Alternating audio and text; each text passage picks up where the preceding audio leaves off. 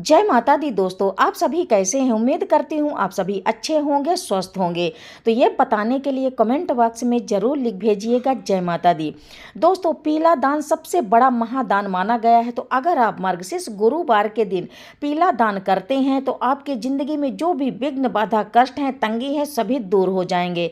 साथ ही मार्गशीर्ष के महीने में गुरुवार के दिन विष्णु जी की पूजा में, माँ लक्ष्मी जी की पूजा में अगर आप इन चीज़ों को शामिल करते हैं तो आपसे अति प्रसन्न होंगे, आपकी मांगी हुई हर मनोकामनाएं पूर्ण होंगी। और दोस्तों, साथ ही जानेंगे कि ऐसी कौन सी वो चीज़ें हैं कि आपको गुरुवार के दिन भूल कर भी दान में नहीं देना चाहिए।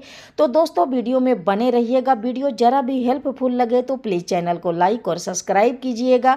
तो चलिए जान लेते हैं सभी महत्वपूर्ण बातें। दोस्तों, मार्गशीर्ष मास का पवित्र और पावन महीना शुरू हो गया है। इस माह के प्रत्येक गुरुवार पूजा पाठ के लिए बहुत ही महत्वपूर्ण माने गए हैं। मार्गशीर्ष महीने में पहला गुरुवार के दिन अगर आप संयुक्त श्री हरि विष्णु जी, माता लक्ष्मी जी की पूजा आराधना विधि नियम से करते हैं और इन सभी चीज़ों को शामिल करते हैं पूजा पाठ में, तो उनकी कृपा आपके ऊपर बरसती रहेगी, आपकी सभी मनोकामनाएं पूर्ण होंगी। तो चलिए जान लेते हैं दोस्तों कि ऐसी कौन सी वो चीज़ें हैं जिन्हें हमें पूजा पाठ में अवश्य शामिल करना चाहिए। तो दोस्तों, चलिए सबसे पहले जान लेते हैं कि मार्गशीर्ष गुरुवार के दिन हमें कौन से विधि नियमों का पालन करना है और कौन सी ऐसी चीज़ें हैं जो हमें पूजा में अवश्य शामिल करना चाहिए। तो दोस्तों, सबसे पहला नियम है कि गुरुवार के दिन आपको ब्रह्म मुहूर्त में उठना चाहिए। ब्रह्म मुहूर्त में उठने के बाद अगर आपके घर के आसपास पवित्र नदी, तालाब, जलाशय, कुंड है तो आपको वहां पर जाकर स्नान करना चाहिए। अगर संभव नहीं है तो घर पर बाल्टी पर गंगा जल डालकर स्नान करना चाहिए। स्नान करने के बाद आप चाहें तो धुले हुए वस्त्र पहन सकती हैं, आप चाहें तो न्यू वस्त्र पहन सकती हैं। वस्त्र में आप पीले या लाल वस्त्र धारण कर सकती हैं। 16 श्रृंगार अवश्य कर लीजिएगा। अब चलते हैं पूजा की ओर। तो पूजा में आप पूजा सामग्री अवश्य एकत्रित कर लीजिएगा। इसके बाद आपको शंख शामिल करना है अपनी पूजा में। शंख से आपको श्री हरि विष्णु जी और माता लक्ष्मी जी का जला अभिषेक करना है। तो शंख में आपको गंगा जल डालना है और इसके बाद श्री हरि विष्णु जी और माता लक्ष्मी जी का अभिषेक करना है। और जो भी जल में आप अभिषेक करें, पात्र में जो जल रहे तो आपको पूरे घर में उस जल से दीवालों में छींटे देना है। ऊपर की जो दीवारें रहती हैं वहाँ पे छींटे देना है। ध्यान दीजिएगा कि जो जल के छींटे हैं नीचे नहीं पड़ना चाहिए, आपके पैरों के नीचे। अगर आप ऐसा मार्गशीर्ष गुरुवार के दिन करते हैं तो माँ लक्ष्मी जी की कृपा, विष्णु जी की कृपा आपके घर में हमेशा बनी रहेगी, आपके घर में हमेशा सुख समृद्धि बनी रहेगी। तो दोस्तों, चलिए जान लेते हैं कि दूसरी ऐसी कौन सी चीज है जो हमें श्री हरि विष्णु जी, माता लक्ष्मी जी के पूजा में अवश्य शामिल करना चाहिए। तो दोस्तों, शहद से अगर आप श्री हरि विष्णु जी, माता लक्ष्मी जी का अभिषेक करते हैं तो इस जन्म आपके घर में धन, धान्य, सौभाग्य की कमी नहीं रहेगी। दोस्तों, आपको स्वर्ग में निवास मिलेगा। अगर आप अगला जन्म पृथ्वी पर लेते हैं तो आपको राजाओं जैसी जिंदगी जीने को मिलेगी, महाधनवान रहेंगे। तो दोस्तों, ऐसी कृपा बरसती है श्री हरि विष्णु जी की, माता लक्ष्मी जी की। तो शहद आप अवश्य शामिल कीजिएगा। दोस्तों, चलिए जानते हैं कि ऐसे कौन से पाठ हैं कि अगर आप मार्गशीर्ष गुरुवार के दिन करते हैं तो श्री हरि विष्णु जी, माता लक्ष्मी जी की कृपा आपके ऊपर हमेशा बनी रहेगी।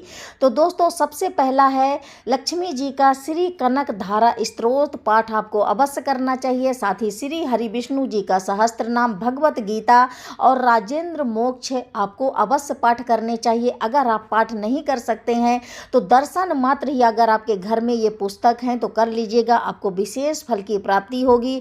माता लक्ष्मी, श्री हरि विष्णु जी की कृपा आपके ऊपर बनी रहेगी। आपके घर में धन, संपदा, सुख, वैभव हमेशा बना रहेगा। हमेशा लक्ष्मी जी का वास आपके घर में बना रहेगा। मार्गशीर्ष गुरुवार के दिन माता लक्ष्मी और श्री हरि विष्णु जी को प्रसन्न करने के लिए उनकी मनपसंद चीजें जरूर अर्पित कीजिएगा। विष्णु जी के लिए जैसे पीले फूल, पीला चंदन और केले, पीली मिठाई भोग में अर्पित कीजिएगा। माता लक्ष्मी जी के लिए खीर, सफ़ेद मिठाई अर्पित कीजिएगा। कमल का फूल अर्पित कर सकती हैं आप। श्रीफल अर्पित जरूर कीजिएगा। ऐसे में माता लक्ष्मी, श्री हरि विष्णु जी आपसे प्रसन्न होंगे, आपके घर में हमेशा सुख समृद्धि बनी रहेगी। दोस्तों गुरुवार के दिन पीला दान सबसे बड़ा महादान माना गया है। गुरुवार के दिन अगर आप पीले रंग की वस्तुएं दान करते हैं तो आपका भाग्योदय होता है। गुरुवार के दिन अगर आप हल्दी का दान करते हैं तो सबसे शुभ माना जाता है। विवाह में अगर अड़चनें आ रही हैं, बाधाएं दूर हो जाती हैं। गुरुवार के दिन अगर आप विष्णु जी के मंदिर में सुराही दान करते हैं तो जीवन में चल रही तमाम परेशानियों से आपको मुक्ति मिल जाएगी। गुरुवार के दिन विष्णु जी के मंदिर में अगर आप आम का दान करते हैं तो शुभ फल मिलता है, इससे परिवार में खुशहाली आती है। गुरुवार के दिन अगर आप केसर दान करते हैं भगवान विष्णु जी के मंदिर में, साथ ही माता लक्ष्मी जी की भी कृपा आशीर्वाद आपको प्राप्त होता है। दोस्तों गुरुवार के दिन अगर आप विष्णु जी के मंदिर में पीले फूलों का दान करते हैं तो आपके जीवन में हमेशा सुख समृद्धि वैभव की प्राप्ति होती है। दोस्तों गुरुवार के दिन पीला सरसों का तेल अगर आप दान करते हैं तो आपका स्वास्थ्य और धन में जो भी बाधाएं होती हैं उनका निवारण होता है। तो दोस्तों चलिए जान लेते हैं कि मार्गशीर्ष गुरुवार के दिन आपको ऐसी कौन सी चीजें दान करना चाहिए कि आपके घर में हमेशा सुख समृद्धि बनी रहे। दोस्तों आप चाहें तो इन चीजों को ब्राह्मण को भी दे सकते हैं या गरीब जरूरतमंद को भी दे सकते हैं। चीजें आप ध्यान दीजिएगा कि जो भी आप दें दान में तो आप अपने सामर्थ्य के हिसाब से दे सकते हैं, कम भी दे सकते हैं, ज्यादा भी दे सकते हैं, लेकिन जो भी चीजें आप दीजिए तो सब पीली होना चाहिए।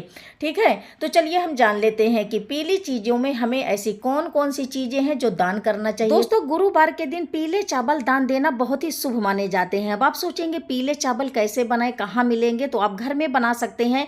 आप चाहें तो हल्दी का घोल थोड़ा सा तैयार कर लीजिए, या तो केसर आपके घर में अवेलेबल हो तो केसर को पानी में घोल दीजिए, बाद में थोड़े थोड़े छींटे मार के चावल में उनको अच्छे से मैश कर दीजिए, उनका कलर पीला हो जाएगा।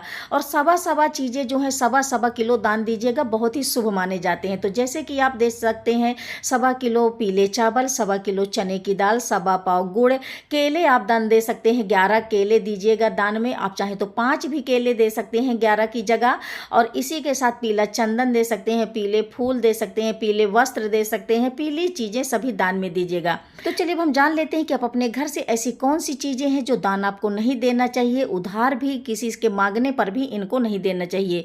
तो जैसे दूध दही आपको नहीं देना चाहिए, सफ़ेद चीज़ें, और आपको अपने घर से सफ़ेद चावल का भी दान नहीं देना चाहिए। मान लीजिए कि अभी आप पूजा पाठ वगैरह गुरुवार में मार्गशीर्ष महीने में कर रही होंगी तो इस बात का ध्यान दीजिएगा। अगर आप मेरा वीडियो देख रही हैं तो आप जो अष्टदल ढेरी वगैरह पूजा पाठ में अपने बनाई होंगी चौकी में, तो उनमें चावलों में हल्दी का छिड़काव जरूर कीजिएगा। चावल आपको सफ़ेद अपने घर से ब्राह्मण को भी दान में नहीं देना है, इन बातों का ध्यान रखिएगा। साथ ही आपको जो दक्षिणा दे पंडित जी को, जैसे लास्ट दिन गुरुवार को पूजा पाठ कर रही हैं तो दक्षिणा में आप 5-10 रुपए ज़्यादा दें, और दक्षिणा देने के बाद पंडित जी से अपना जो 5-10 रुपए हैं रिटर्न मांग लें, ताकि आपके जो घर की लक्ष्मी है आपके घर में ही रह जाए।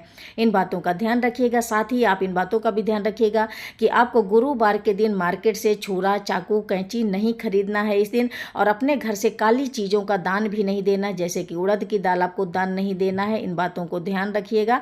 तो वीडियो ज़रा हेल्पफुल लगा हो तो प्लीज़ चैनल को लाइक और सब्सक्राइब कीजिएगा। फिर ऐसे ही मिलती हूँ नेक्स्ट वीडियो में, तब तक के लिए जय माता दी।